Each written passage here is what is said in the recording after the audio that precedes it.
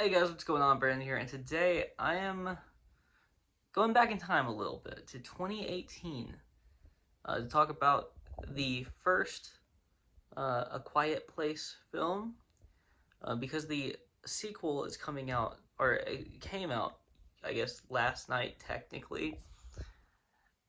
And I want to talk about this movie. I want to do a little review since I didn't do it originally before I see the movie, the new one, the sequel, tomorrow. So this movie is directed by John Krasinski, who is best known, who also is one of the stars of this film, who also is known for The Office, a hit television show, and obviously A Quiet Place, as I'm talking about right now. And he's also known pretty well for the movie 13 Hours, which was Michael Bay's last uh, all-right film. So that's a positive. He's a good actor. He's also a very capable director, as he proves in this film. And then it's also starring his wife, his real life wife, and his wife in the movie, Emily Blunt. And A Quiet Place centers around one family, basically, um, in a post-apocalyptic kind of scenario where they are being hunted by monsters who are very good, who are who have very sensitive hearing. That's how they hunt their prey. They hear them, so they have to be quiet. Hence the name. And this movie is really, really gripping. It's very suspenseful, and it's just a very good film overall. I feel like I did rewatch it just a couple hours ago, and I have to say that this is only like the second time I think I've watched it outside of the time I originally watched it in the theater. I have to say that it is better in a movie theater setting because of the suspenseful nature. Because everyone in that movie theater when I was watching this movie originally was super quiet because they were on the edge of their seats. And I think that that played a role in my enjoyment of the film. But it is good without that setting. It's very good without that setting. I just think that this kind of movie was kind of made for the movie theater experience, watching it with people who have never seen it before, specifically. So this is a very, very capable film. I'm not really going to get into spoilers just in case some people haven't seen it. The acting in this movie, it's all like, there's not a lot of like dialogue. A lot of the acting is physical. And all of the acting in this movie, including by the younger actors and actress, who I can't think of, I don't know their names off the top of my head, um, are very good. Everyone in this film is very good. The old man that pops up, I guess that's kind of a spoiler, but there's an old man in this movie, and the physical acting of him is very, very good and capable.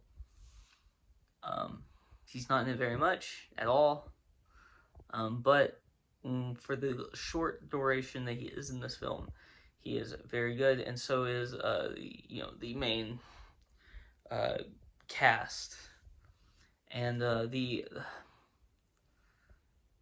look of the monsters is not the greatest. It's not bad per se, but I feel like they could have done something a little bit more interesting with them.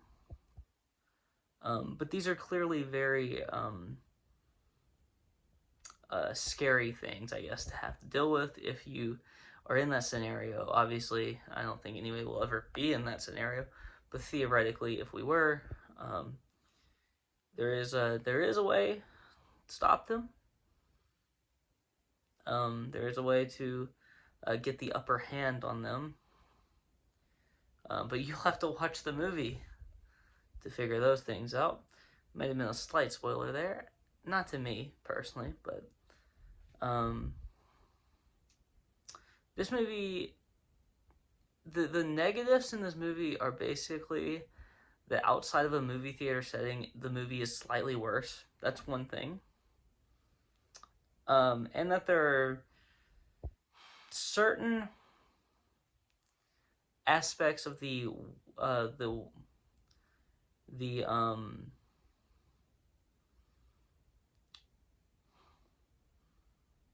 are certain aspects of this film, very few, but I don't really want to get into specifics here because some of them would have to have spoilers attached. But there are a few moments in this film that really get on my nerves whenever I watch it. It's just a couple of little things.